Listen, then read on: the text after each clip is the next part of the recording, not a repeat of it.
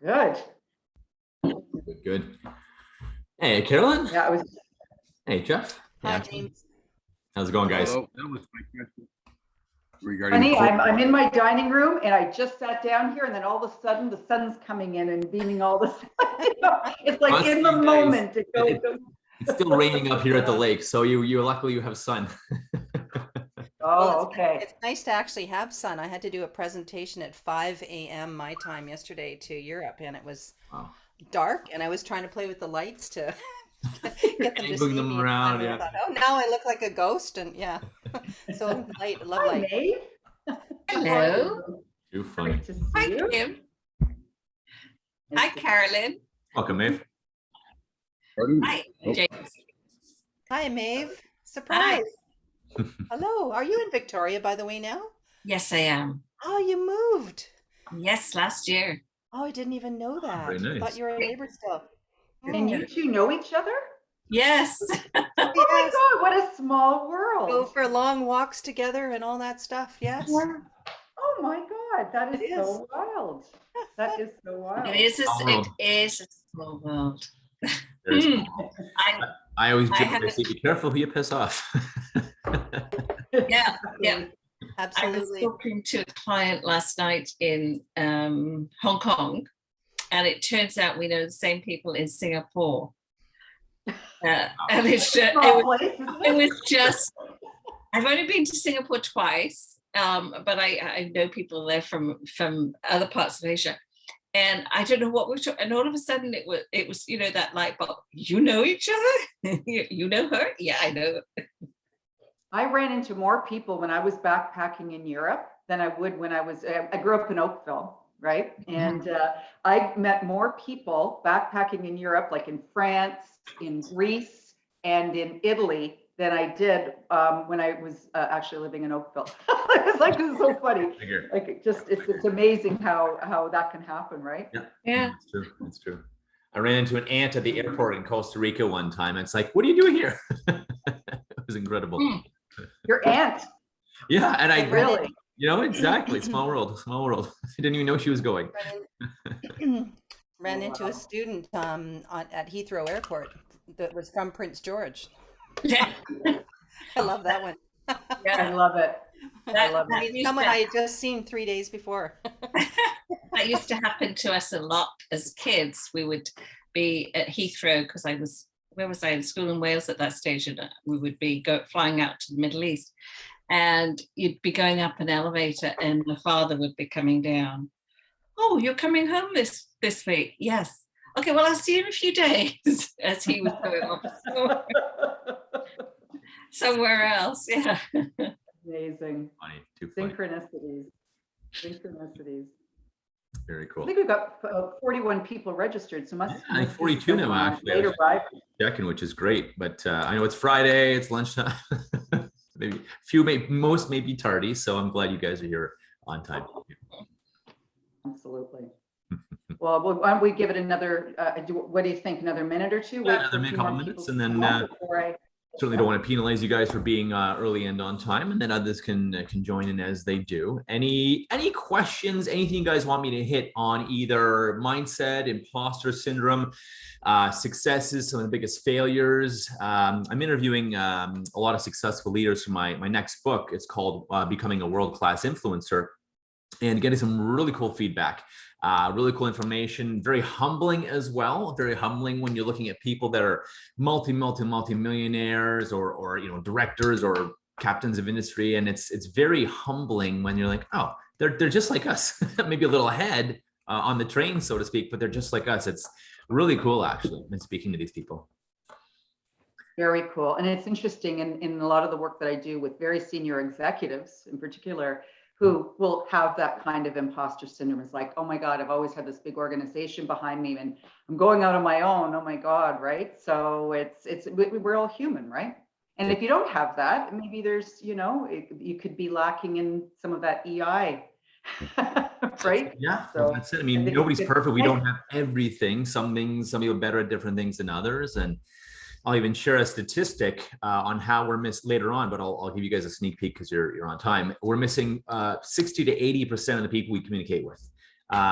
they're not hearing us, they're not seeing our point, they're not getting our value, understanding our message, or they're not feeling like what we're saying is really important, because it's like we're almost speaking Spanish to them, or Russian, or whatever, right?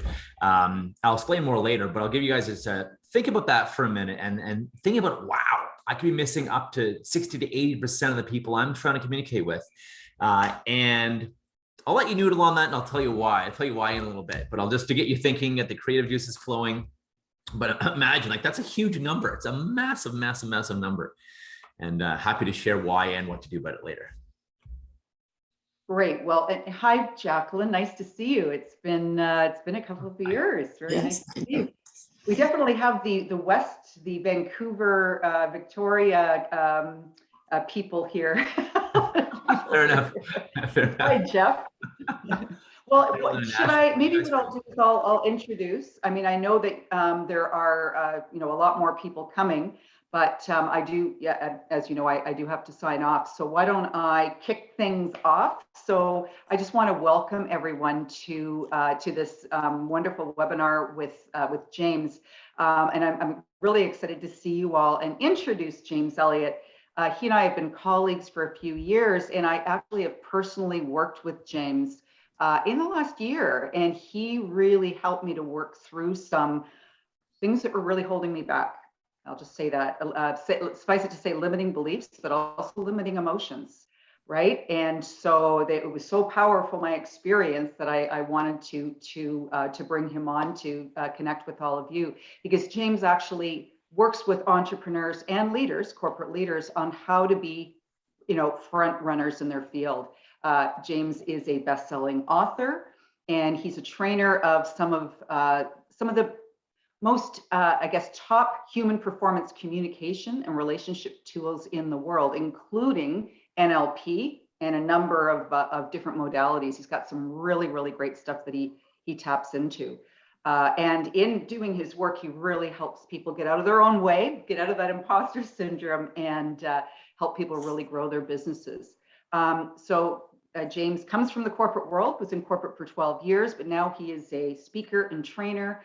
He works globally with clients who want to improve themselves, break through that imposter syndrome, overwhelm, self-sabotage, and all of that. So you can really be at your maximum performance and potential, all the while loving what you do and making an impact. So I will turn it over to James, and I hope this is a great webinar for you.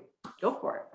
Thank you very much, Kim. Thank you. I know you gotta run, but I have recorded this too if you want it to, and if anyone else wants a recording, I'll be putting this up after as well. So thanks very much, Kim. I appreciate it.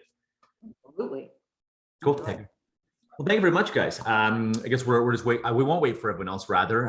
But thank you guys for joining on a Friday at noon when things are winding down. I got some great content for you. Really want to give and want you guys to get a lot during this training, this masterclass. Feel free to interrupt, feel free to ask questions as well. And I'll certainly, as I'm able to, because I want to make sure I have this efficient and giving you guys a lot within an hour.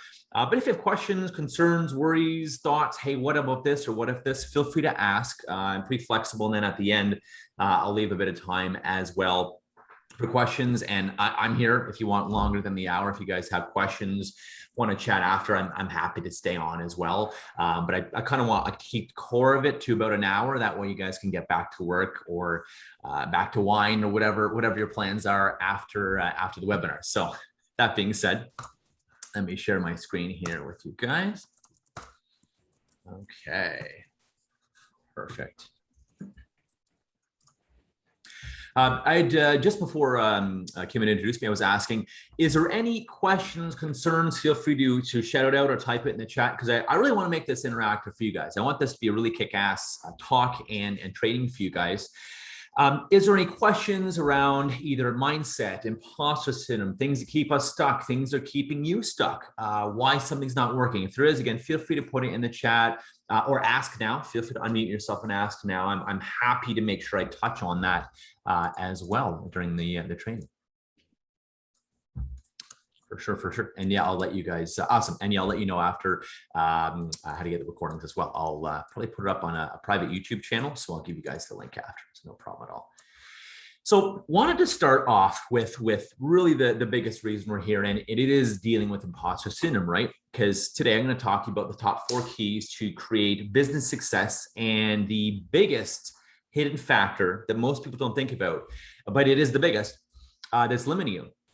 And I know I originally called this talk the top 5 keys, but one of them wasn't so key. So in the interest of time, I removed it. So here we go. Again, any questions, feel free to fire it in there. Welcome, Martina. Martina says as well, sometimes challenging not to undersell and short sell ourselves, and on pricing. Yep, absolutely. Absolutely. We all sometimes to close a deal, or if someone's on the fence, we're like, oh, how about I give them a discount? And maybe that'll close them. Sometimes it does, sometimes it doesn't, but it can, not always, but it can devalue you and your services, right? So we'll chat about that a little bit as well. And yes, exactly. We often, usually when I watch people, sell or enroll others, and it's either they're underselling themselves or they're over talking. So usually it's one or the other. And could you add number 5 to the list, please? I don't quite understand your question, Jacqueline. Let me know. Either way, let me know. Or unmute yourself if you want, Jacqueline. I think she wants the 5th key as well. Got it. Absolutely. I'm going to weave it in anyway. Sure, you got it. I'll weave it because it's kind of that don't do this instead. So you got it. I'm going to talk about it anyway, so no worries at all. Thank you, by the way. So, okay, awesome. Dealing with imposter syndrome, and it's been interesting. I was mentioning when I started this, I have been interviewing people for my second book. I have a best-selling book called Unleash Your Power, Stand Out, Take Action, and Create the Success You Want. And my next book is all about having world-class influence and becoming a world-class influencer. So it's really, really amazing the things I've discovered, the things I've learned, and what I've found. So again, we're going to talk about how to keep that doubting voice in your head at bay. So question for you guys. First question here, guys. Who has, hands up, who has dealt with imposter syndrome or deals with imposter syndrome at some point in your life, your career? Hands up. Who's dealt with, has dealt with imposter syndrome? Yeah, exactly. All of us. Exactly. Yeah. And yeah, exactly. So it's interesting interviewing these people, captains of industry, some of the most successful people in the world, leaders, CEOs, top entrepreneurs, multi-millionaires, people with huge businesses and small businesses alike. It's interesting. They have all said, yes, I either deal with imposter syndrome, have dealt with it and working on it, or had to really overcome it at some point, even high in the career, right? In their career or their business, especially when we leave corporate. I have a friend of mine. He was really on a high horse when leaving the corporate environment. And I was trying to talk to him and explain that this can happen. These are things to be aware of and watch out for when you leave the corporate world. Because you're not selling, IBM or Petro-Canada, you're selling, Fred, right? Or Jane. And so that's something to be aware of. So most if not all people have imposter syndrome. So that's kind of a good thing because it's very humbling. It's a good thing to know rather, because it's very humbling. We all deal with it, right? That's the good news. Everyone that I've talked to anyways deals with it or has dealt with it, or it creeps up once in a while. That voice, that monkey or the little gremlin on your back that says, whatever it is, it says, it happens to all of us. So that's the good news, right? It's going to be there. It's probably always going to be there. So instead of being so affected by it and letting it bother you or affect you or hold you back, the key is just to manage it. Understand it's there. It may always be there. It'll probably get less. For me, it has. A lot of the tools I've learned and worked through, and a lot of the breakthroughs I've had in trainings, it has gotten significantly less, although it's still there, and it may always be there, right? But again, having the tools to manage it, right? And that's the thing. Most, if not all, have this, right? So again, there's a very high percentage. I think it's like 96% of the world has imposter or has had imposter syndrome, right? So this is going to be interesting. Check out these slides. Expert Valerie Young writes that one of the first steps in helping the imposter syndrome dissipate is to first realize the patterns of people who are experiencing this. And imposter syndrome has several patterns or several, designs or containers, if you will. And we all fit into usually one of these, right? So one of the first ones is going to be the perfectionist, right? It's got to be perfect. It's got to be perfect because then they don't feel like such an imposter. I know this is a bit of reading, but I think it's important and it's very interesting to look at as well. So the perfectionist sets up high, unrealistic expectations for themselves. Every step forward they make, they tend to make, take a couple steps back or look at what didn't work versus focusing on what did work. And again, perfection syndrome, it's also a way of hiding, by the way, and because it's never going to be perfect. Things are never going to be perfect, right? Well, will life be perfect? Will your PowerPoint presentation, will your thing be perfect ever? No. However, it gets more and more and more towards perfect. The more you work on it and the more you test it, you put it into action, right? Versus just working on it in the land. And yeah, currently it's rampant. It is rampant at the top. You're absolutely right. I agree. So that's the thing with perfectionism. It's and as my book publisher says, done is better than perfect. I overanalyzed and overthought and went back to the drawing board multiple times with my book over 3 years. And then when I finally said, screw it, I'm going to do it. And I don't care if some people don't like it, if people, make fun of it. My message is out there. My book is out there. And I wrote it in 2.5 weeks in Thailand on vacation. After 3 years of just overanalyzing, worrying, is it good enough yet? Is it perfect yet? Are people going to say it's good or bad? So that's the first one is perfectionist. Second one, number 2 is the expert. And they will try to know every single detail, everything before they begin a project, start a business, do something, teach a course, take action, right? And some will be too afraid to speak up or ask a question in a meeting for fear of looking dumb, fear of looking ignorant, fear of offending someone, fear of whatever, right? We all sometimes do that ourselves or know someone like that too. Like, you should contribute your ideas, you should speak up, right? So this is the expert. They feel they need to be an expert, right? And one of the best ways to become an expert is by taking action, taking risks, being okay with a bit of failure or feedback or learning. So that's the expert.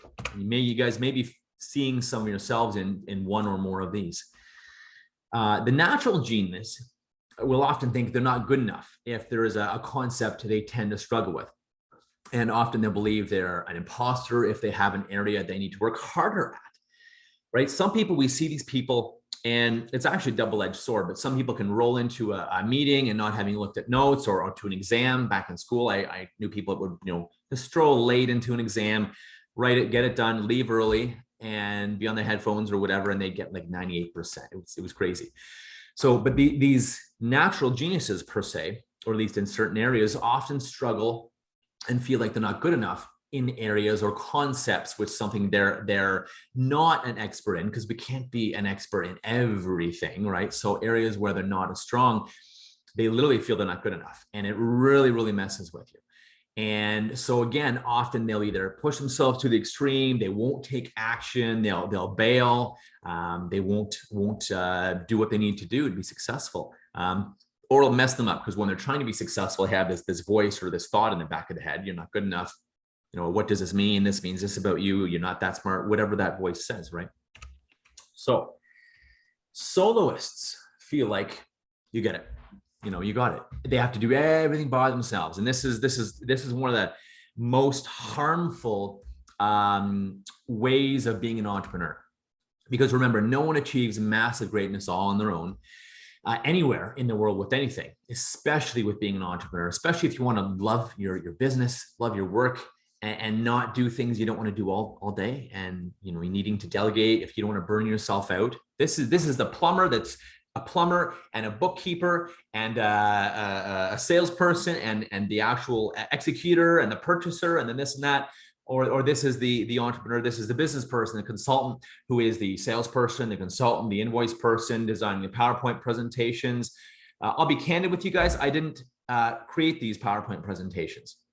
Of course, I created a document and sent it to my virtual assistant with what I want on the presentations, but I didn't spend, I think she said, 9 hours creating the presentations, making them centered and aligned and pretty, adding pictures. I didn't do that. Because that's not my expertise. I'm not good at that, and I don't want to do it.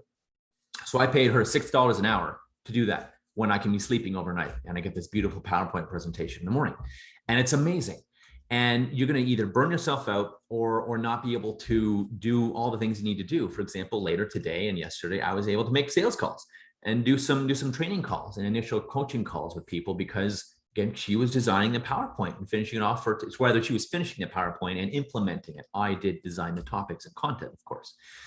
So soloists, again, one of the worst and most dangerous things to be as an entrepreneur.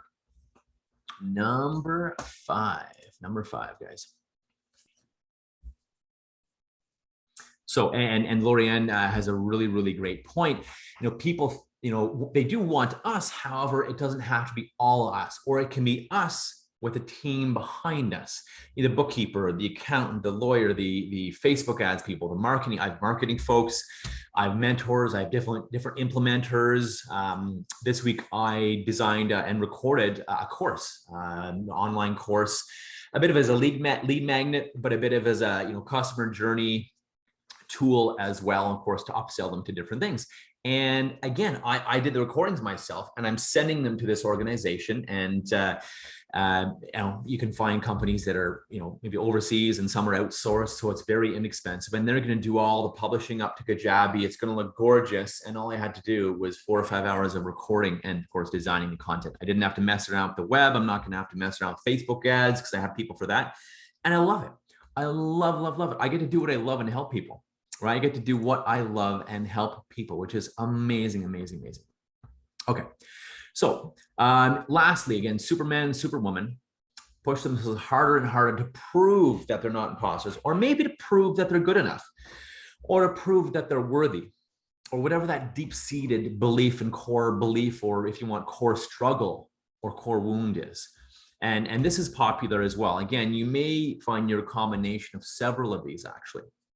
And again, aiming to succeed and excel in all aspects of life. And it can become an addiction. It literally can become an addiction, like exercise addiction, which becomes to a point of not being healthy, or whether it's drugs or booze or food or whatever it is. It can become almost an addiction, or they're so driven almost because they're trying to, I don't want to use the word compensate for something, but overcome something, hide from something, get past this limiting belief of, that they're not good enough or not worth it, or someone said they couldn't do it and they're trying to prove to themselves and others that they are good enough, for example, right?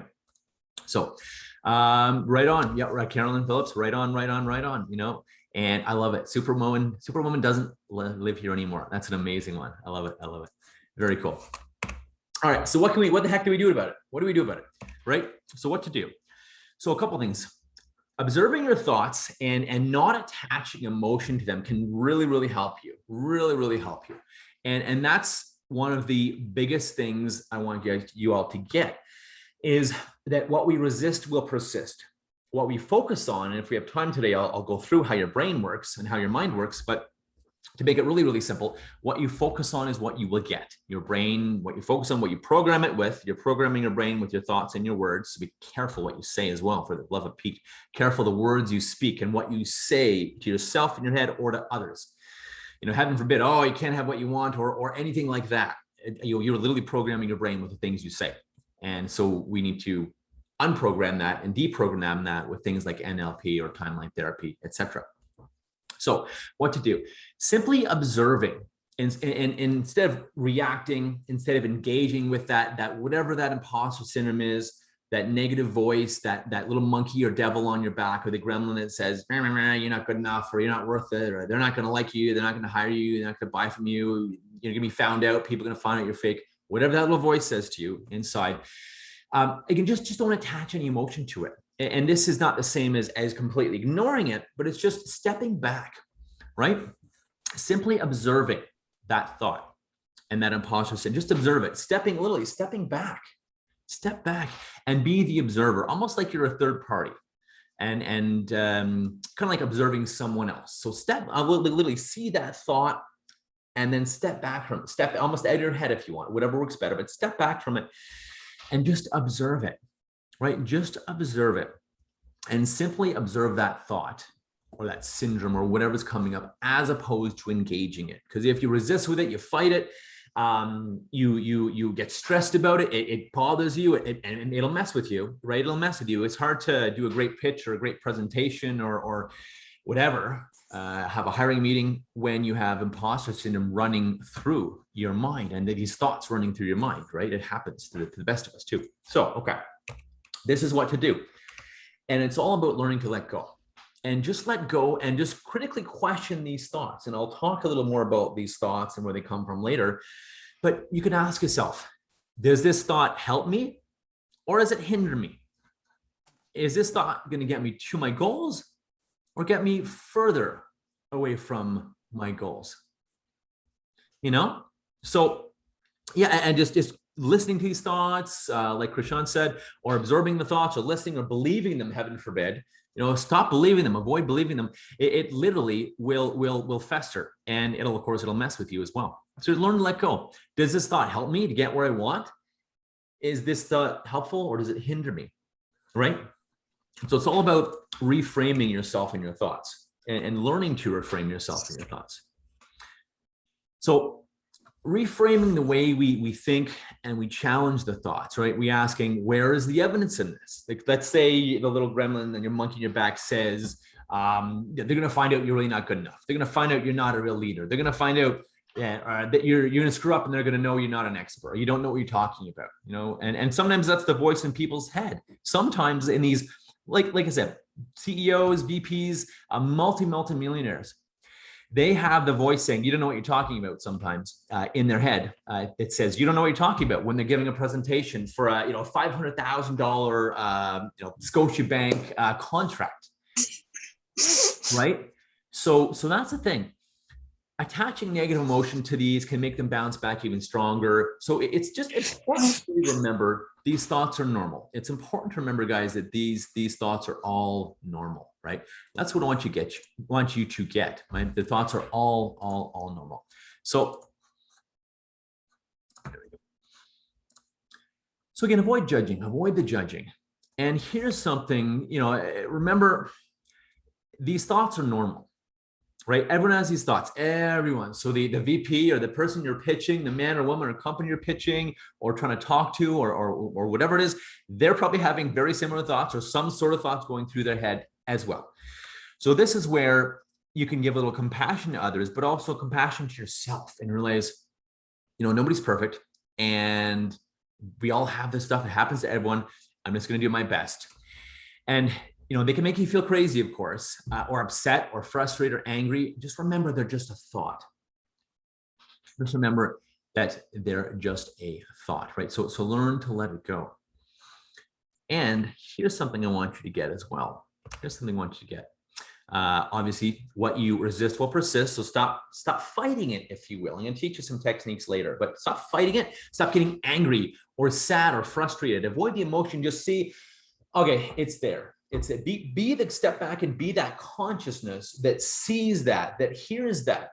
And okay, well that this is happening. This is interesting, and just be the observer, and realize it doesn't control you. It's just a thought. It's just a voice. And here's something else too. Did you know that it's actually not your voice? That's actually not your voice. So actually, dare I say, not your thoughts. I'll explain more on that later. They're not your thoughts. It's not your voice. So that's kind of the cool thing. So just observe it, observe the nonsense and the circus that goes on in our brains, because we all have it. It happens to everyone, whether we're in a pitch, in a meeting, on a date, out with friends, whatever we're doing, ignore the nonsense that goes on in our brain and just step back, avoid becoming frustrated or emotional or hurt or sad, and avoid letting it affect you. And again, that can be easier done than said, but with practice, it can come. So just step back, like I said, step back and be that consciousness, right? And this is where I love NLP, which stands for Neuro Linguistic Programming. It's a fantastic tool. I love it. It's not only changed my life, it's literally saved my life. I won't get into too much about me because we don't have tons of time, but it's literally transformed me into someone that was shy, couldn't speak up, 60 pounds overweight. I didn't think much of myself to now I'm teaching leaders all over the world. It's literally that dramatic and that transformative. And NLP has been one of the biggest reasons why I have this and why I have what I have now, who I am. So this is why I love it, because this will teach you all about your mind and how your mind works and how the minds of others works. And that's one of the core bases of NLP. There's several. And it teaches you about being aware and being conscious of our thoughts, being conscious of our patterns, being conscious of our behaviors. And because often we're on autopilot. The brain is very, very efficient at predicting and being on autopilot. It would take way too much thought, way too much conscious effort, and way too much brain power if you had to literally think and start new every time you did something. So literally we're running on autopilot about 90% of our day, maybe even 95% of our day. We're on autopilot. It's really cool. And a lot of studies have shown this. We're just humans of habit, creatures of habit, and our brain likes predictions. It likes being able to predict what's going to happen. Otherwise it feels unsafe. And that's where we get uncomfortable, scared. That's where fears come up. That's where worries come up. Self-doubt comes up if it's something new. Because the brain can't predict what is going to happen. The brain can't predict what you're going to feel like. So believe it or not, it sounds crazy. Your brain and your unconscious mind would rather be really in a miserable or stuck state because it knows exactly what's happening. It knows how you're going to feel versus trying something awesome or doing something, taking action. And that's why a lot of people stay stuck. That's why most people, I think it's 94% of the world doesn't actually achieve their biggest hopes and goals and dreams. It's a scary number, but it's because the brain loves comfort. As you know, the brain loves being in the comfort zone. We all love being comfortable. It does take a bit of effort to call clients or get up early or go to the gym or eat healthy or whatever, right? This is why your brain loves being able to predict, loves comfort. So anyways, that is why I love the tools of NLP or neuro-linguistic programming. And that's one of the major tools that has really, really transformed me and many clients. So again, step back, be the consciousness. And here's a good one too. This is one of my favorites. And this comes from NLP. All this does, but this is a technique from NLP. And it's called a pattern interrupt. And this is why I love these tools so much, because they're so simple, so easy, so fast, yet so powerful. So this one, it's called a pattern interrupt. And it interrupts that pattern of whatever is going on in your brain. And you can use it for others, whatever is going on in their brain, their drama, their craziness, your brain, your drama, your craziness, whatever is going on in our brains, right? It's called a pattern interrupt because it stops that pattern, right? So what is a pattern interrupt? Well, it can be very simple. So one of the great ways to stop these thoughts and have them stop messing with you during your pitch or your presentation or creating a product or a seminar or whatever it is to shut it up. And one of the best ways to shut it up using a pattern interrupt is quite literally shut up or stop it. And you need to be assertive. You need to be louder than the drama in your head, right? You need to be louder than the drama. And it's that fast, it's that simple, it's that easy, and it's that powerful. And this is why a lot of these tools work. So tell that voice to shut up. Now, you don't want to tell your whole brain to shut up, but that voice, it's saying that. Whatever the devil on your back or the gremlin or the monkey, tell it to shut up, right? So that is called a pattern interrupt. That is what that is.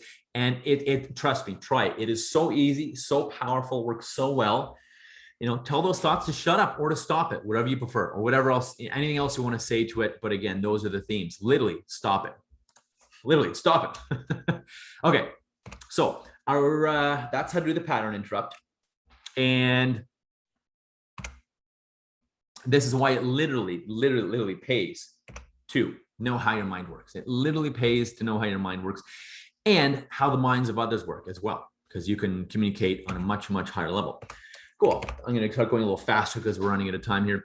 Ridding yourself of limiting beliefs. So this is one of the things I love to teach people, love to teach entrepreneurs how to do in my courses, right? Because if you have all these disempowering beliefs and limiting beliefs, it's going to stop you. It's going to keep you stuck. They are as real as the wall to us. To someone else, it's like, well, that's not true, or of course you can, or no, that's not true, or you can do it. But to us, you're like, my goodness, this is, and we can't even see options. We can't even see things we want. We can't even see because these limiting beliefs are keeping us stuck, right? So a couple things I want to talk about is where they come from and why it can be, but why it doesn't have to be so hard to get rid of, right? And so these beliefs are a culmination of programming, of life, of experiences, other people, worries and fears, things parents or authority figures have said, news, media, that kind of things, right? And this is why that voice, like I said, this voice isn't you. That imposter voice, that little you're not good enough, or they're not going to buy from you, they're not going to like you, it's not going to work. Whatever that is that disempowers us, that dissuades us, that makes us not take action, quit, bail, push ourselves, burn ourselves out, drink, drugs, food, emotional eating, whatever it is. That's what drives us there. So it's this culmination of learning and things we've learned, air quotes, and programming through life. Things our parents have said, our authority figures have said to us, right? News, media, you name it. And again, this is why many, but not all, many beliefs are not even yours. It's something someone programmed in your mind, maybe your mom, maybe your dad, maybe your grandmother, grandfather, a teacher, right? This is why the voice isn't even you. You should do this. I have to do this. I can't. This is not good, or this is not the way to be, or this is not the way a good whatever is, or this is not the way a good boy or man or Christian or whatever society member does, or well, who says this? Who's this expert? Who says this is what someone does or doesn't do? And these beliefs we're on autopilot. These beliefs are just passed on to us through other people, family, half the time, and we take them on, we absorb them, especially as young kids. And they're there for life until we do the work on them. And again, that's why I love things like NLP or timeline therapy. It helps you knock out these core problems, these limiting beliefs of I can't, I should, I have to, I'm not good enough, I'm not worth it, I'm powerless to do blank, or it's hopeless, or I'm not worth it, I'm not good enough, I'm not lovable, like whatever these deep-seated core wounds are that affect us and keep us and hold us back. They will grip us, but yet they'll seem absolutely insane to someone else looking at us, but they're as real as the wall to us, right? And this is why it can be so hard to get past these, because these are unconscious. We'll talk a little bit about that later. These are unconscious, right? Krishan asks, what if you feel those thoughts important and beneficial to you at the moment, but it's our ego? Well, again, if something is limiting you, I would go as so far to say it's not important and beneficial. It is limiting. That's hence, limiting beliefs. It is limiting, and it's going to cause you, like you said, to procrastinate. The ego, doesn't want to be wounded. So instead of taking action and being successful or learning or getting learning lessons or maybe succeeding really well, instead of that, we listen to the ego. And what will people say, right? Everyone's heard that from their parents, probably. What will people think? What will people say? Are you going to fail? Are they going to laugh at you? Are you going to look dumb when you do this publicly and fail? That's why people are often afraid to put themselves out there, because failing publicly is often humiliating and one of the worst things we can have done to us, right? Okay, so this is why it can be so. Where I'm coming from, James. Where I'm coming from, James, is not the limiting beliefs, but actually the fact that, like, let's say if it's a shiny object syndrome, like it's really, you think of thoughts that are like really good business ideas. Okay. And as a serial entrepreneur, like it's a monkey mind situation where it's like, okay, maybe I should add pivot and add another service to my business. But it's like just, end of the day, it's just a waste of time if we go through it, right? Like things like that's an example. Okay. So what about in that scenario where the thoughts are good, but you don't take action on it and things like that? You could have a list of, I have a list of all kinds of my ideas book, right? And the key thing though is to find one thing at a time and just give it your all. Because it's like, instead of being a shiny object, or maybe I should do this, and then I'll add this MLM, and maybe I'll sell supplements, I'll do this skincare thing, but I'll do this too. And when we all have shiny object syndrome, especially, it comes from not thinking and not being totally congruent and convicted that we're going to be successful at this one thing. That's why we have all these backups and backup options. And to your point, it'll weaken the one thing you're trying to focus on. If not, it'll cause you to not achieve it at all. Think of it like this. Instead of being a light bulb, with all these ideas lighting up a big, huge space and having all these ideas, you want to be like a laser focused. And you want to be like a laser, because a laser can cut metal. It can start things on fire. Like literally, lasers can cut metal. It's insane, right? It can beam, signals through space. You want to be like a laser versus being like a light bulb. So this is why learning about your unconscious and subconscious mind is so powerful, right? So I want to show you this really quickly. This is a model, and this is the NLP model of communication. And this is how things go into our brain. And I don't want to spend too much time here, but it is very interesting to look at. I'm looking over here because it's on my screen over here. It's very interesting to look at. And it shows how external events go in and our brain processes them, and it deletes, distorts, and generalizes them. And some of these filters are listed here: attitudes, values and beliefs, decisions, past decisions, limiting decisions or limiting beliefs, language, different memories. You may be affected or perceive something one way because of past memories, past failures. Metaprograms are the way our brain works to decide and to take action. That's a whole other course in itself. It's fascinating learning how people take action, why they do the things they do, how they make decisions. But this just shows sometimes where our stuff comes from, where all our things come from. And the problem is we humans are meaning-making machines. We make things mean things. When something may happen and it doesn't have any meaning attached to it, but we attach a meaning. Oh, that means I'm not good or not an expert, or that means I'm not good enough, or that I'm a failure, or this and that, especially when we're younger. But anything that happens in our lives, we attach meaning to. And it may be totally neutral. You walk past two people and they look at you and start talking. Oh, are they saying something out there? Are they making fun of me? Maybe not. Probably not, in fact.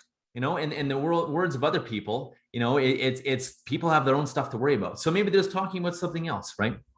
Anyway, I just want to show that really, really briefly. So what I want you to do, and in fact, I want to teach you rather how to do this, is to build a belief table, right? There's many, many, many ways to remove limiting beliefs.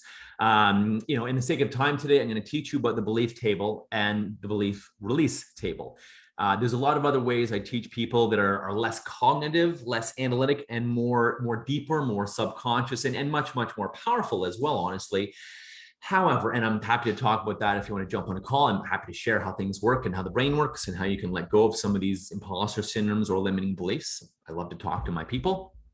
This is a fairly quick and simple process, and it works, right? It works.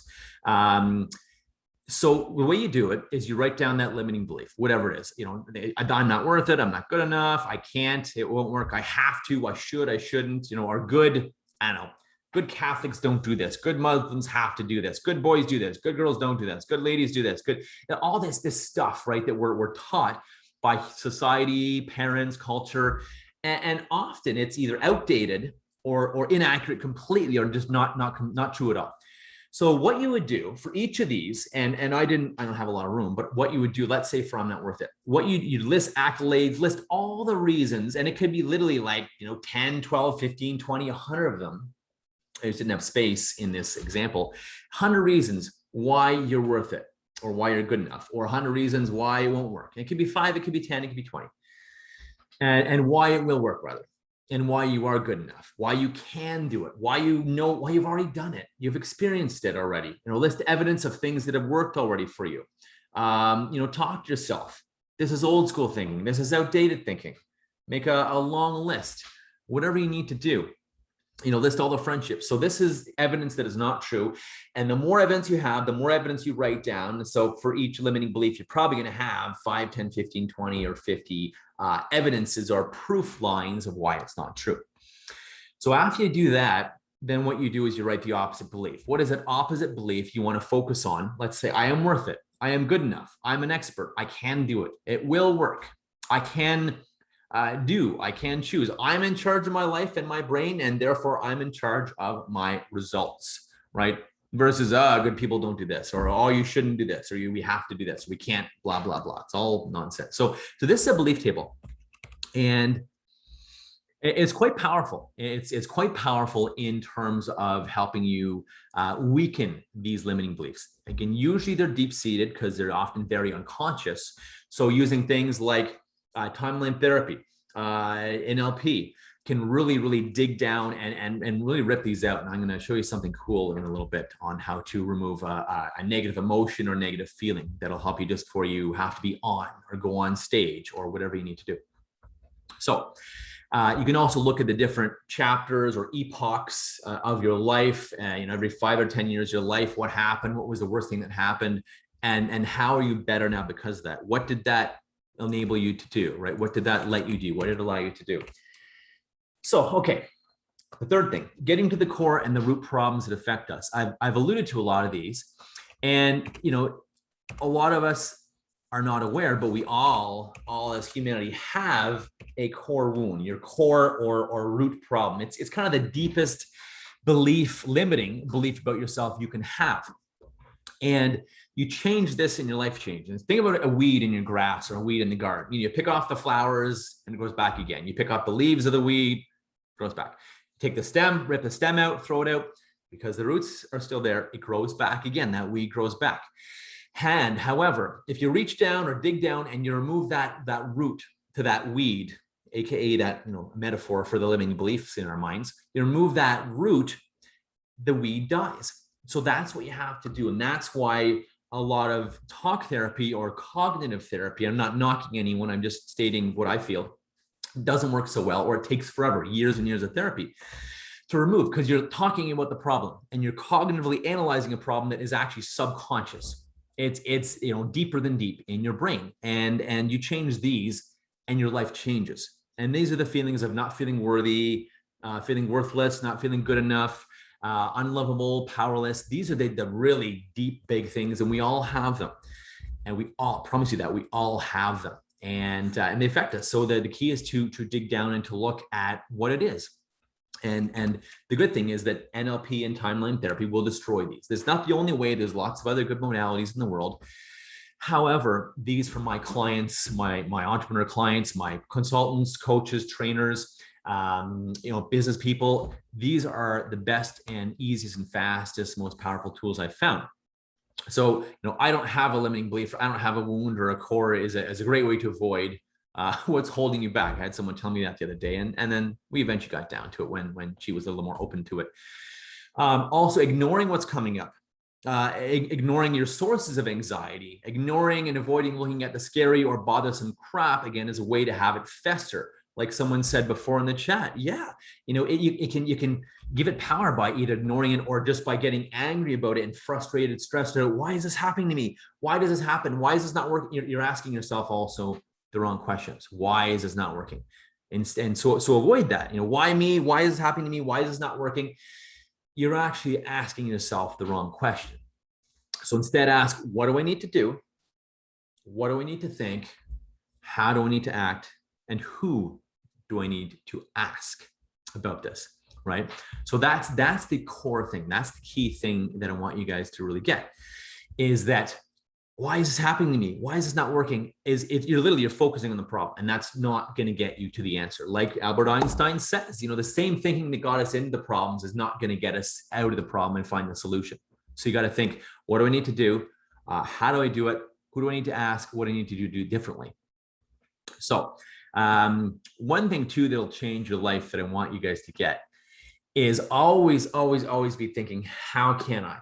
I talk to people and every day people, we speak our limiting beliefs, we communicate our limiting beliefs, and they're like, I can't because of blank. I'm too young, or I'm too old, or it's too hard, or it won't work, or it's not the right time, or the economy, or this or that, or whatever.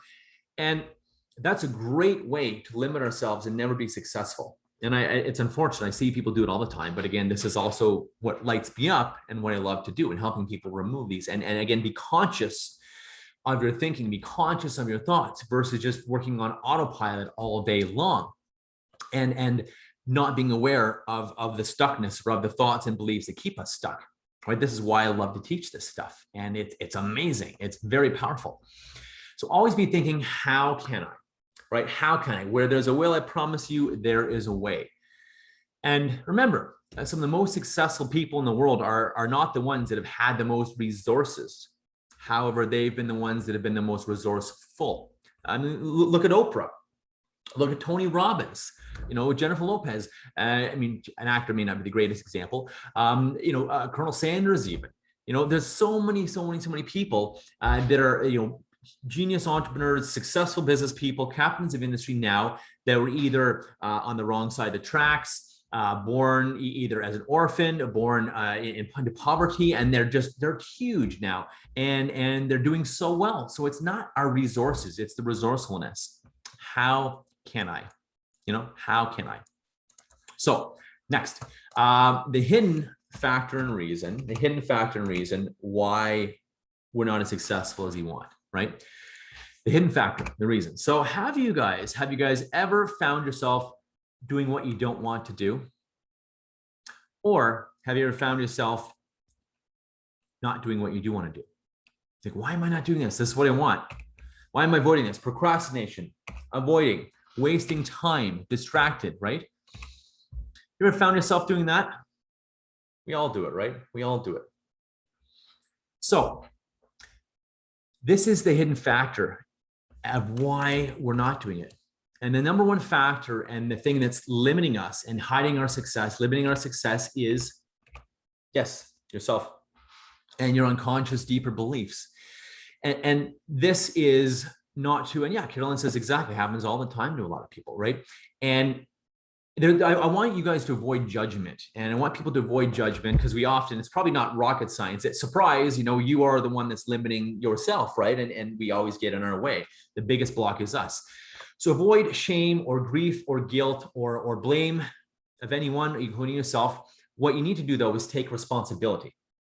Take responsibility for your actions, for your success, decisions, behaviors. And true leadership is taking responsibility. There's actually a really neat definition of true leadership that I saw the other day. And it's that true leadership is taking responsibility of things that you're not normally seen to be responsible for.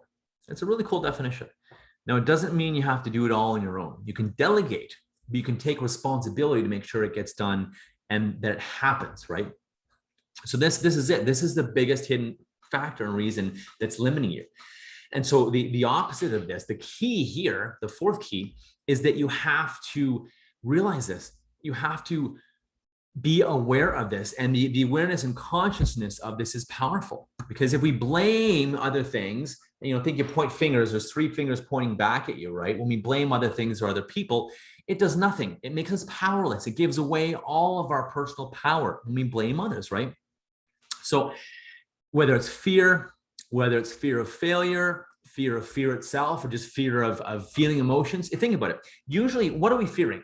Well, whether it's failing or looking bad or people saying bad things about us, it's usually the fear of feeling these emotions. It's the feel, I feel sad, I feel hurt, I feel upset, shameful. It's often the fear of feeling the emotions, right? I'll tell you a real quick story. Years ago, I got lost. Many years ago when I was a kid, I got lost in the woods. So I've always been fearful of the woods. I love being outdoors, but at night, for some reason, I was always fearful of being close to the woods, near the woods, at the cottage. I wouldn't go on the woods side of the cottage. I'd always stay on the lake side of the cottage at night. So one day I decided to blow through this and get past this. And so I started walking in the woods. It was like 11 o'clock at night. All I had was a flashlight, started walking in the woods, and everything in my body was saying, stop, stop now. And I'm like, nope, I'm going and going. And my heart's just pounding. And I'm like, I'm cold sweat. And I'm like, I'm doing it. My feet felt like lead. It was crazy. And so I get in the woods, deep in the woods, I sit down and, I wait a few minutes and I hear some rustling. I'm like, what is that? And I turn the flashlight on. I see these eyes looking back at me in the distance. I'm like, oh my God, what is it? What is it? And I'm freaking out. And I'm like, wait a minute. And then I realize the eyes are about 2 inches off the ground. I'm like, oh, it's a mouse or something. It's hopping around a log. I'm like, it's a mouse. So often we make up our biggest fears. And really, as I learned after spending an hour and a half in the woods alone in the dark, I turned the flashlight off and I didn't turn it back on for the rest of the time. I learned that there's nothing really to fear other than fear itself. And that concept is probably not new to you. However, it was very, very visceral for me, very, very visceral for me. And so doing that has really got me past a lot of fear, and it's made it easier. So my challenge for you and my suggestion is to find something every day that scares you a bit. And if something scares you or worries you or bothers you, or I don't know about this, do it. Do it, because it's like exercising. It's a muscle you build. The next time you come on something scary, or whether it's a business or a pitch or a presentation or a new venture, you'll have trained yourself to be like, oh, it's scary. Yeah, but that's okay. I'm going to do it anyways. And you go and take action. You train your brain. You train your brain to take action in the face of fear, right? And it's so powerful, right? So we have talked a bit about the conscious mind versus the unconscious mind. I wanted to share this with you real quick here. So our conscious mind is our goal setter. I want this. I want $1 million business. I want to go to Africa. I want to travel. I want a house, a car, a kids, whatever, success. And that's only 5% of your brain. That's like this little kid on the top of the elephant. your unconscious mind, excuse me, the deeper subconscious, as it's often referred to, so subconscious or unconscious mind, is 90 to 95% of your brain. It's like the elephant, right? And does this make a little bit of sense? This starting to make sense why it can be so hard to get to our goals, no matter how much we want them, how much we desire them, but also we're fearing, we're procrastinating, imposter syndrome. The elephant is scared, it's worried, it's what if they find out, right? And so our limbic system, which is a group of internet connected structures deep within our brain, it handles a lot of things. Part of it is called the amygdala, and that handles fear and fight and flight. And also initiating the fight or flight response. It plays a role in fear learning. The amygdala plays a role in fear learning. And this refers to the process by which you develop an association between certain things and fear. Like me, lost in the woods as a kid, in the woods, and it was getting dark and it was cold and scary. And that's why I had an aversion to the woods at night, and even being alone in the woods by myself. So this is how we get these. And it's our unconscious mind, right? It's our limbic system fearing. Whether it's the woods, whether it's a presentation, whether it's speaking up, standing up for ourselves, taking action, starting a business, starting a new venture, whatever it is, doing something that scares the hell out of us, which usually is something you need to do or something that's important to you. Because if it wasn't important, you wouldn't care and it wouldn't be scary. So usually the things that scare us the most are the things we do need to do the most, or that are most in line with our purpose. So the other brain, our cerebrum, the cerebrum part of your brain is in charge of thinking, planning, understanding, language, logic. And it's here. This is why we don't have a snout like monkeys and all other animals.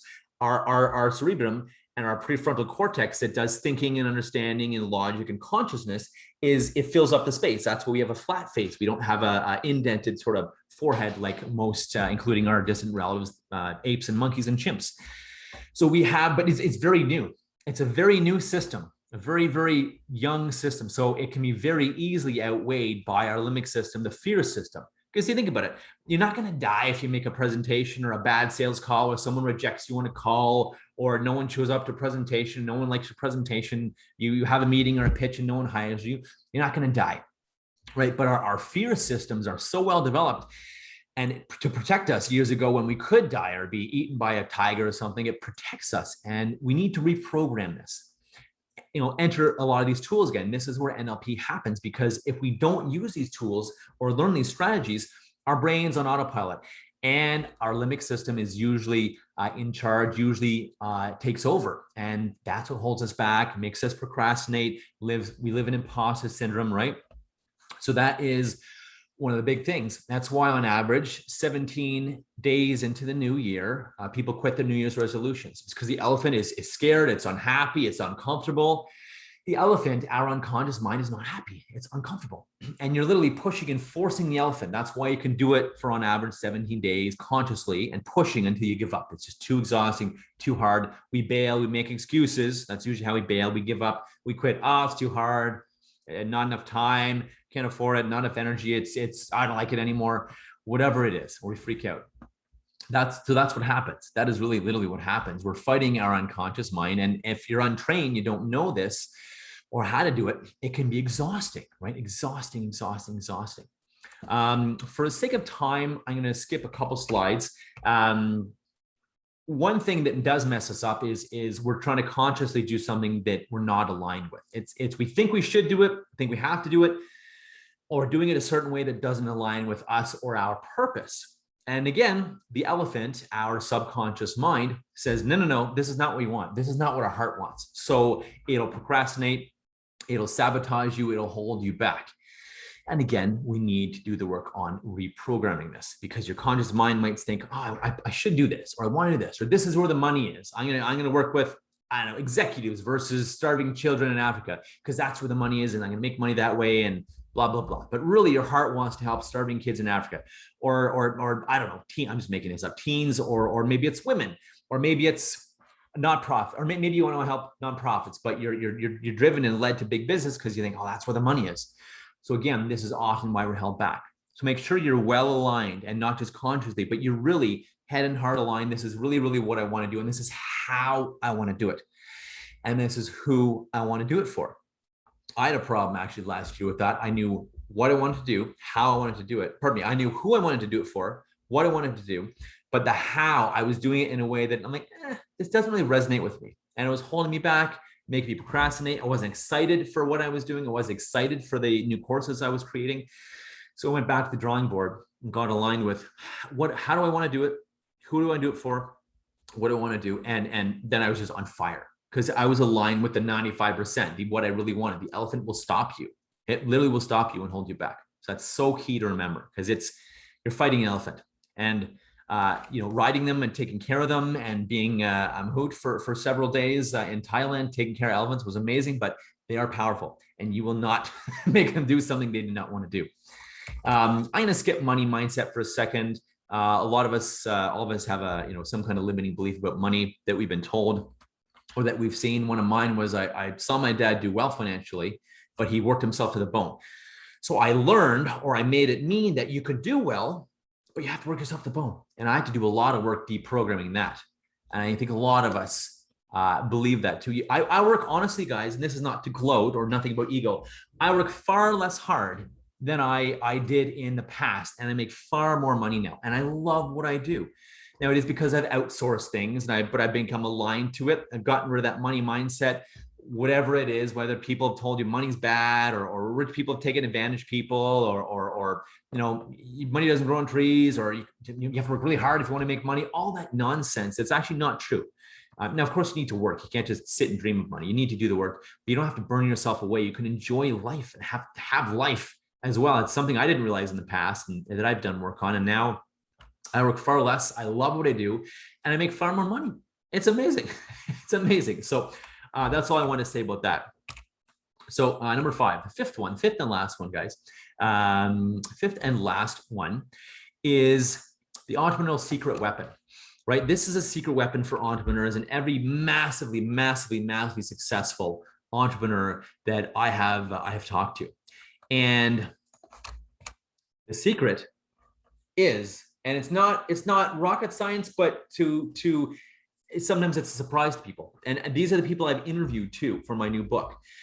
Many people, captains of industry, leaders, wildly successful, multi-million dollar businesses, mentors, speakers, teachers, trainers, you name it. The biggest secret and the secret weapon for entrepreneurs is working on yourself. Why? Well, they're buying you. I used to work for IBM, Novell, Lenovo, and they were buying Lenovo. They're buying IBM, Novell. They just liked me. And sure, you had to have credibility and know how to build rapport, but they wanted IBM. They liked IBM. IBM was reliable. IBM was safe, right? So people are buying us.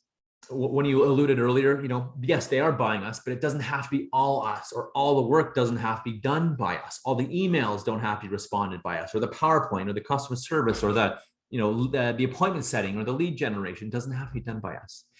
So working on yourself, and I will promise you that working on yourself, I'm living proof that working on yourself and personal and professional development, that's what I'm getting at, personal and professional development, working on yourself. Again, looking at limiting beliefs, imposter syndrome, how to communicate better, right? And I'll talk about that in a minute. You need to grow, and one of my old university professors, she said to me, work on yourself more than you work on your business. I'm not talking about working in it, doing the doing and the calls and the pitches and the sales and the execution, but working on your business, working on yourself more than you work on your business to develop it and turn it into different things. And it sounded strange to me. I'm like, what does that mean? Work on yourself more than you work on your business. Yes, work in your business, do the work, do the things you need to do. But when you work on yourself, I promise you, it'll have a dramatic difference. And this is why my training and my courses give you both a personal and professional development. If you want your business to grow, guys, you need to grow. You need to grow. And it's so powerful when you get that. And these captains of industry, CEOs, wildly successful people have also shared this with me. This has been my learnings, but they've also shared it. You need to do the work on yourself, especially if you want to be a leader that's influential and persuasive. You need to do the work on yourself. That is so key. So here's another frame that I got from Mark von Musser. He's a world-renowned thought leader. Be willing to pay the price that your dreams require or ask of you. I'll say that again. Be willing to pay the price that your dreams require or ask of you. So whether it's personal development, mentoring, courses, you name it, invest in yourself, invest in your business, and avoid thinking about it as a cost. Avoid thinking of training or tools or personal development or working on yourself as a cost. And however you work on yourself is great. Whether it's, there's lots of ways. Meditation, there's yoga, there's hypnosis, there's NLP, there's timeline therapy. I happen to think these are the best, most powerful, fastest tools. And I'm about to show you one in a second to show you and prove it to you. But this is the best way, working on yourself, and to never stop, because when we're done working on ourselves, we're dead, right? It's always a journey. When we're done, we're dead. It's a journey. So working on ourselves is key. And working on ourselves is the secret weapon, right? That is a secret weapon. If you want your business to grow, you need to grow. They're buying you. They're not buying Novell or Lenovo or Petro-Canada, as my friend worked for, or whatever it is. They're buying you, right? They're buying you. So anyways, they're not buying Fred. They're buying you. They're not buying IBM or Microsoft. They're buying you. So working on yourself is so key. I told you that. Work on yourself more than you work on your business. And this is the second last before I teach a really neat technique. Become a master of communication. I alluded earlier that you're missing 60 to 80% of the people you communicate with. And here's why. There's different learning styles, different communication styles. Is it fair to say that you guys already know that people learn differently, people interact differently, they learn differently, right? Yeah, exactly. People. So if you're trying to explain or pitch or sell to someone using your dominant learning style, it's like speaking Russian to someone who only speaks Spanish, or speaking, Mandarin to someone who speaks only English, or whatever metaphor you want to use. And that's why, not just in business, but in personal relationships, friends, couples, instead of doing this and seamlessly integrating, we're doing this. We're hitting the wall. We're banging heads. That's why this happens. It's due to conflicts and mismatches in communication. And that's why I love learning and teaching the NLP communication model and the NLP communication tools and communication and learning styles. The first things I do when people come to my course is give them a little assessment to do with themselves. And I say, do it with your closest friends. Doesn't take long. Any boyfriend, husband, wife, girlfriend, and you'll really see, it's interesting why you're sometimes doing this and banging heads versus doing this and really understanding each other. It's fascinating. You're like, oh, I'm a high at this level, and she or he's a high that level. No wonder we don't get each other half the time, or no wonder people aren't getting you half the time. And one of the cool things I teach you, and I love teaching, is how to be able to communicate with all the different communication and learning styles. And this is different than DISC, it's different than Colby, because those are more personality styles and how we behave, how we think. This is how we communicate and how we learn. I taught this to teachers as well. I've taught this to kids to make sure they learn properly, and their grades have gone up astronomically. I teach the parents and the kids' grades astronomically up, and more than this one tool. But this is why you're going to communicate instead of with 20 to 40% of the people, depending on your communication style. You can effectively lead, inspire, influence, communicate with, pitch to, sell to 100% of people, and have people really hear what you're saying and hear your value and really see what you're getting at and see your point, see your value, and be like, wow, I got to work with Ashley. Or, wow, I really got to do business with Carolyn. And they can really feel that you are the best fit. And oh my God, I got to work with Martina. I got to hire Jenny. They understand why to do business with you, and it makes sense to them that your pitch, your message, your whatever you're trying to communicate makes sense to them. And wow, I really understand what Christian's saying. I really get what Brian is trying to give me, and wow, this is valuable. I need this. How do I sign up? How do I pay for you? Why do I buy? Versus the other things we sometimes get. This sounds good, or I need to think about it, or oh, I don't know, or yeah, this sounds good. I'll get back to you, and they never do. Or I need to think about it. Or all the other deflections. And I teach this too in the sales part of the course. Or I need to ask my wife or my husband or my dog or my cat. I need to ask someone else. And why? It's your decision, it's your life, but they need to ask someone else. These are all just deflections, guys. I can't yet because of blank. The sun is too pink, or the moon is too purple, or whatever. And these are all just deflections because they haven't gotten enough value, because our communication has not reached them. They haven't seen the value. It hasn't made sense to them. They haven't seen how it can help them. They haven't heard us about why this will change their life or their business.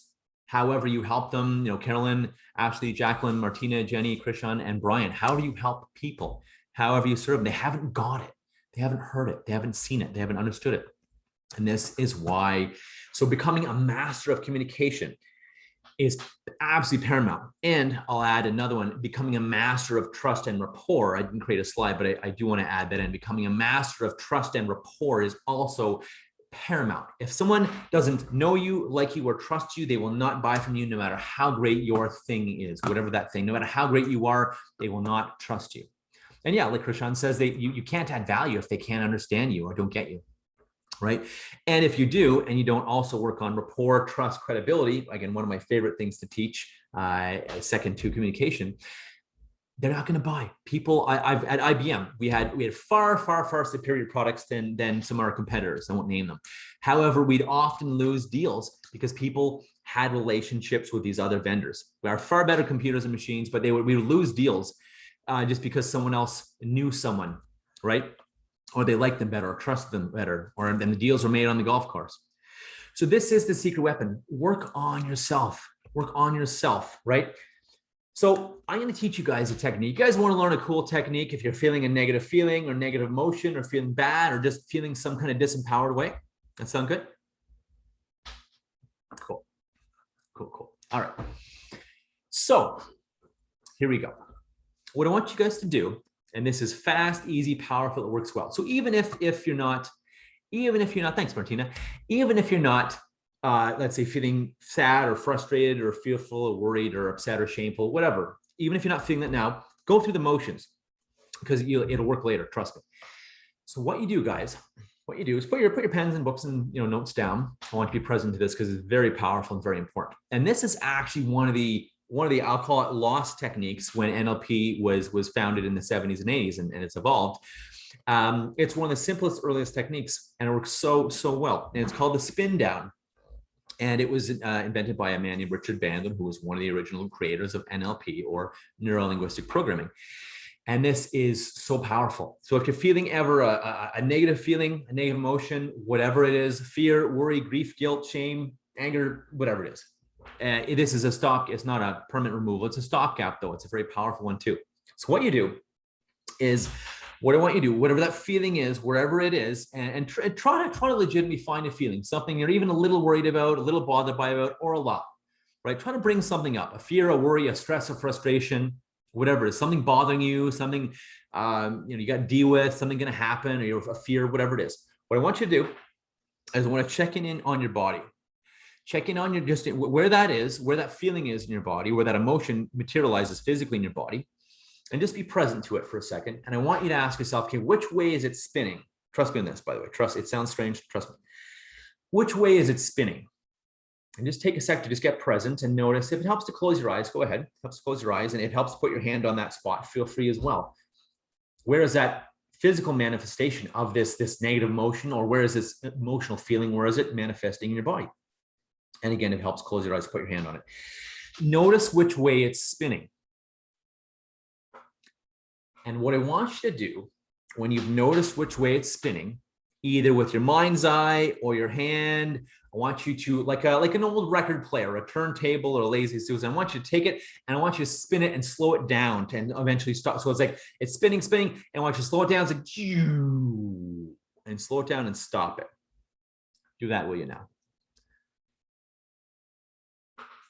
Good.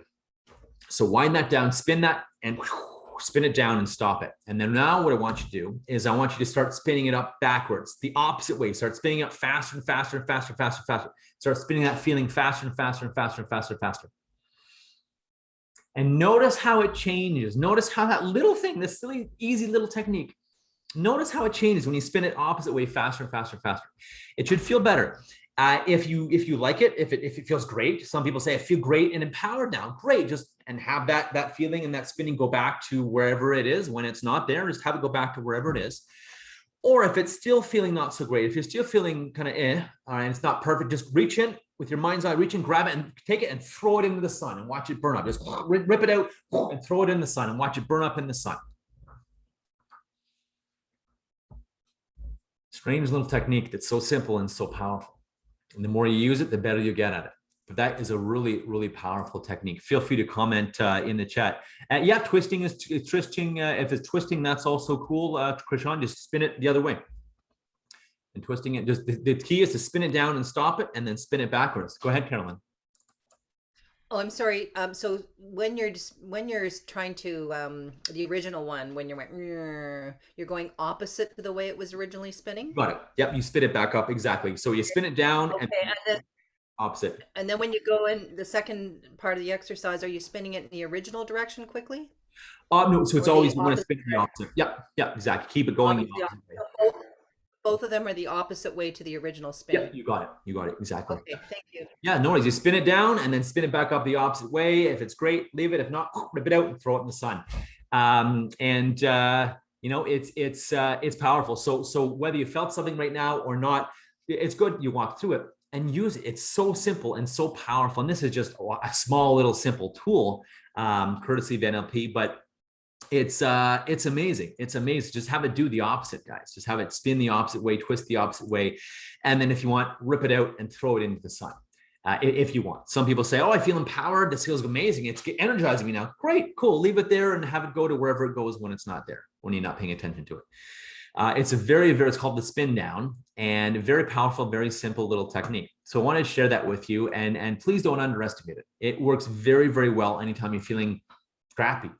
Any feedback, if you want to share in the chat, share out loud, feel free. If I want to keep it private, that's fine. But any feedback, what you thought of it, did it work? Did it not work? Keep practicing. Do it again. It's very simple and works very, very, very well. I love it. I use it all the time. Something's bugging you, use it. Something scaring, feeling kind of sad or crappy or whatever, use it. And again, please don't avoid underestimating. Please avoid underestimating. And Martina, yeah, I can't wait to try this next time. I feel it in my stomach. Yep, exactly. Use it and then give me some feedback. Would love to know more. Would love to get your feedback on it, what you thought, and if you need any suggestions or advice on it. So that's the end of the formal part. I'm certainly happy to stick around for training. What I wanted to give before I ask some questions, if you guys have questions, I do YouTube post every week, and I'll do usually most weeks. I'll also do a podcast. I'll interview someone for giving value to my viewers as a podcast. So feel free to follow me, LinkedIn, YouTube. I can put if it's of interest, I can put I'll put this in the chat actually, so you guys can copy and paste. That might be helpful because the YouTube link is long, as you can imagine. Okay, I'll put this in the chat here. If you want to check out the YouTube link. A lot of people love it. It's definitely a growing channel. Come on, chat. It's a growing channel. There's the YouTube link right here if you guys want. A lot of mindset hacks, stuff on confidence, fear, self-worth, imposter syndrome, lots and lots of interesting stuff. So that's the YouTube channel. And here, I'll even put this stuff in the chat as well. It's my content information, unleashyourpower.com/training. My business is called Unleash Your Power. I didn't share a lot about myself today because I wanted to give you guys a lot of value. I know we had a limited time, and I wanted to leave a bit of time for questions. If anyone has questions, happy to answer them. Again, if you want to chat privately or chat later, if you got to go, feel free to book an appointment on my calendar there. We'll have a quick chat. I love talking about this. I want to hear what you got out of this, what you loved, what you didn't love, how it's going to benefit, and if you have questions on how to apply it to you. And so keep in touch. Feel free to subscribe to my newsletter, send me an email, or have book a chat with me.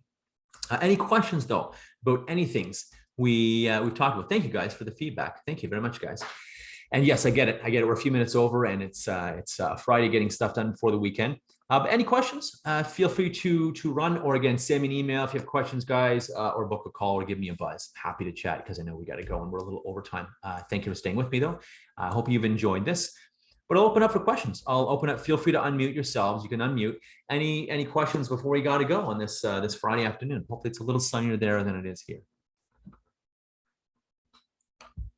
Yeah, my pleasure, everyone. My pleasure. My pleasure. Cool. Yeah, if you want to unmute yourself, so I'll give another minute for questions. If you have a question, feel free. Otherwise, that concludes the formal part of today. And hope you've gotten some value out of this, learned some cool things, learned some techniques, learned some things to do, to not do, and what to do next time imposter syndrome comes up, or that little monkey or gremlin starts talking. At the very least, tell it to shut up, tell it to stop it, tell it to go away. Because if you let that run while you're presenting or talking or pitching or working or trying to enroll or sell someone, it's going to mess you up. I promise you that. And, honestly, it happens sometimes when I'm speaking, like I'll be in front of hundreds of people and it's like, oh, they're not listening to you, or you're kind of boring today. And it's like, what? It's like, shut up. And it really works. And like, tell that voice to shut up or stop it or whatever profanity you want to say. No one's going to know because it's in your head. So say whatever you want to say to it. And it really works. It works and sometimes I make it humorous. So I even laugh and giggle to myself anyway. So it's like, shut up, bro, I'll put you in a cage, monkey. Because I have a little monkey. Go ahead, Carolyn. Hey, James. Yeah, I was just going to say, I've just completed a coaching certification that whose founder has deep NLP roots. And, that short-term thing is fantastic. One of the longer-term ones that probably is within your sort of range of what you do too is to have the gremlin, particularly if they are gremlins and not simply, limiting beliefs, but true gremlins, give them another job to do. So you basically reassign them, under the idea that basically gremlins are there to protect you. Like there is that little boy in the forest, for instance, right? There's a positive side to a gremlin, but as an older adult, when we realize we've outlived that, what do we start doing with it? Give it another job. So that's one of the things that we work with in our coaching practices. Right on the reassignment department, right? You're going to the reassignment department. Yeah, that's right. Not just being booted off the island, right? Yeah. Very cool. Very cool. I love it. You just got certified. Which certification was it, out of curiosity? Well, I'm doing my final exam today on, but I finished all the coursework for IPEC. Okay, cool. Very cool. Yeah, so that's Dr. Bruce Schneider's stuff. So he was a clinical psychologist who put that program together. So, there are elements of all sorts of other coaching things I've done throughout my career, just on a smaller basis, but some good techniques there. Really cool. Yeah. Very cool. I love it. And yeah, it's foundational for a lot, because NLP, I didn't even realize this, but back at IBM, they were teaching us, they called it sales training or IBM training or core training, but it was literally half it was NLP or NLP based. It was really interesting to see. Absolutely. Likewise, any of the emotional intelligence things that certifications and training, and Dale Carnegie training, for instance, even though it was good old fashioned stuff, a lot of NLP if you stand back and squint, and then all the people that not ripped off but sort of borrowed and went along the same lines. Their point, calling it, yeah, exactly. Their own IBM too. We had Xerox modules when I was in financial services, so they were very much all the sales training and sales management training were. Right. That's a good point, Carolyn. Another great point is to get rid of the gremlins, or to let it not have the same impact that it does, is to change the voice of the gremlin to either a younger version of yourself, kind of, or like, if you don't like whatever the gremlin is talking about, you can change it to like a goofy dog. That's right. That's right. So what we do is we give them names. We give them names, and they're kind of caricatures, even things that represent them. Yeah. Exactly. Yeah, and Christian, exactly, Christian. You're referring to what we call submodalities in NLP, and it's changing the traits of those memories or thoughts. And it's like you crank the Martina. By the way, before you go, did you have a question or comment? Because I know you were trying to ask something earlier.